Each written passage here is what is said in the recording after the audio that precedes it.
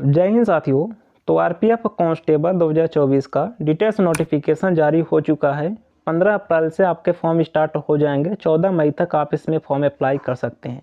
हालांकि इसका एक शॉर्ट नोटिस आपको पहले ही मिल गया था। आपको ये पता था कि 15 से फॉर्म शुरू हो जाएंगे और अभी डिटेल्स नोटिफिकेशन आ गया है। आप इसमें पूरा एलिजिबिलिटी पढ़ सकते हैं, क्या इसका सिलेक्शन प्रोसेस है, फिजिकल में क्या होगा। और सबसे बड़ा बदलाव इस बार जो आया है वो मैं आपको बता देता हूँ। वो जानकर शायद आपको खुशी होगी, क्योंकि इस बार जो प्रोसेस होने वाला है वो शायद same to same Delhi police के जैसा ही होने वाला है। अभी देखिए, टोटल जो इसमें वैकेंसी है वो 4208 वैकेंसी है और एज लिमिट 18 से 28 साल। और आपको पता होगा, सिंपल से अगर आप 10th पास हैं तो आप इसमें फॉर्म भर सकते हैं। मेल एंड फीमेल दोनों कैंडिडेट एलिजिबल हैं।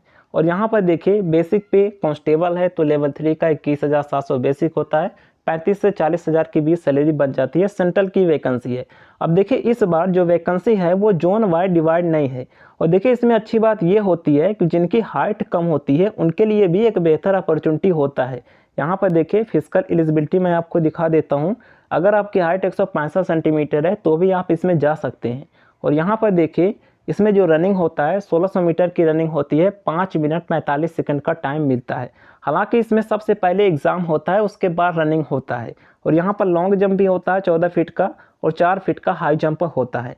और यहाँ पर देखिए, इस बार बदलाव क्या आया है वो मैं आपको बता देता हूँ। जैसे यहाँ पर अगर आप ऊपर पढ़ेंगे तो यहाँ पर बताया गया है कि इसके फिजिकल में 10 गुना कैंडिडेट बुलाए जाएंगे वैकेंसी के बराबर। और यहाँ पर लिखा है each category for male female एक सर्विसमैन एज पर मेरिट। अर्थात जो कैटेगरी वाइज वैकेंसी है उसी के बेस पर मेरिट बनेगी। जबकि पिछला नोटिफिकेशन अगर आप देखेंगे तो उसमें लिखा था जो जोन वाइज वैकेंसी है उस पर मेरिट बनेगी। तो इस बार ये सबसे बड़ा बदलाव है, जोन वाइज वैकेंसी इसमें दिया ही नहीं है। अभी यहाँ पर मैं आपको दिखा देता हूँ।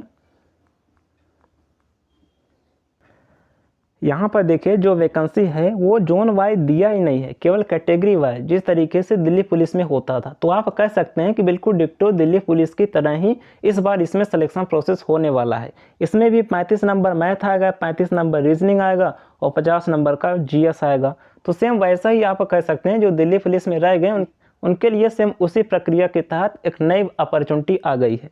तो यहाँ पर देख सकते हैं, इस बार शायद ओवरऑल इंडिया में कट ऑफ लगेगा, all over India cut off लगेगा, क्योंकि कैटेगरी वाइज वैकेंसी डिवाइड है, जोन वाइज नहीं है। पिछली बार क्या होता था कि किसी जोन का 120 में 120 जाता था और किसी जोन का 50 पर ही हो जाता था, तो बहुत ज़्यादा यहाँ पर डिफरेंस आता था।